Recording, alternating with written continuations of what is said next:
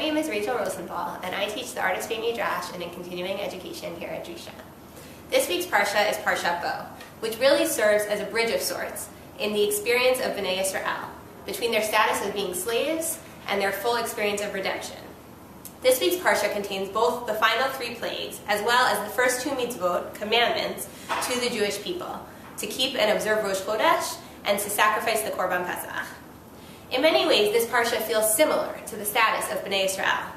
It is neither like last week's Parsha, built solely around the narrative of the plagues, nor is it like next week's Parsha, built around the experience of Kriyat Yam Suf and finally experiencing freedom. Instead, it serves as a sort of bridge between those 2 moments, and so therefore it seems fitting in many ways that the 9th plague is darkness. Darkness is both a metaphor that can be a sign of total hopelessness as isolation, but it can also be a promise of a coming dawn. In certain ways, the plague of darkness seems strange or out of place. After the first 8 plagues, all of which wreaked physical destruction on the Egyptians and their land, it seems strange to have darkness which leaves no physical trace and which presumably, once it is lifted, will not leave any kind of lasting damage. However, a closer examination promises a different paradigm and a different way of understanding this, the 9th plague, for both the Egyptians and for Bnei Yisrael. In Shemot Perek Yod it says, "Vayomer Hashem el Moshe, netei yadcha al hashamayim, vayehi choshech al eretz Mitzrayim, vayamesh choshech." Hashem said to Moshe, "Stretch out your hand towards the sky, and there will be darkness upon the land of Egypt, a darkness which can be touched. Vayam Moshe et yado al hashamayim, vayehi choshech afela b'kol eretz Mitzrayim shlosha yamim."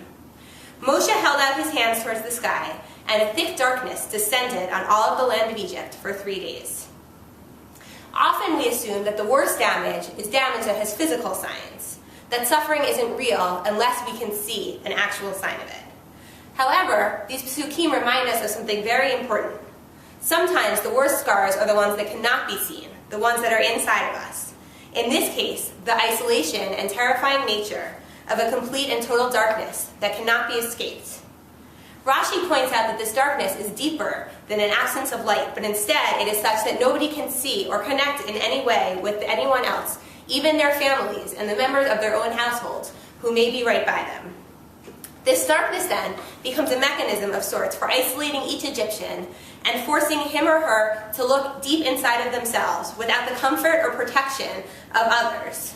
And in fact, the next pasuk says, "Lo ra'u ish et achiv, velo kamu ish mitachtav shlosha yamim, ulakol b'nei Yisrael haya or b'moshvotam." The people could not see each other, and for 3 days no one could get up from where he was, but all of Bnei Yisrael had light in their dwellings. This pasuk serves to paint a clear contrast between Mitzrayim and Bnei Yisrael.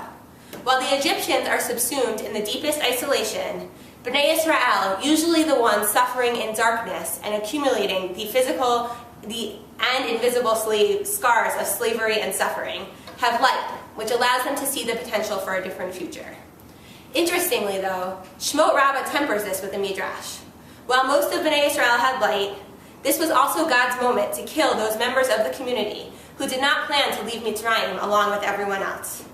These were the people who did not have enough faith or perspective to see the light around us and to imagine a future that was brighter than the one they had in Egypt. Ultimately then, the plague of darkness ends up playing as a metaphor, and the question is more about how it is experienced than the objective damage that it causes. Those who cannot see the coming light and understand the promise that the darkest darkness is always followed by the dawn are cut off from everything and everyone. But those who have the vision to see beyond the darkness can find the promise and the beauty of a different future. Shabbat Shalom.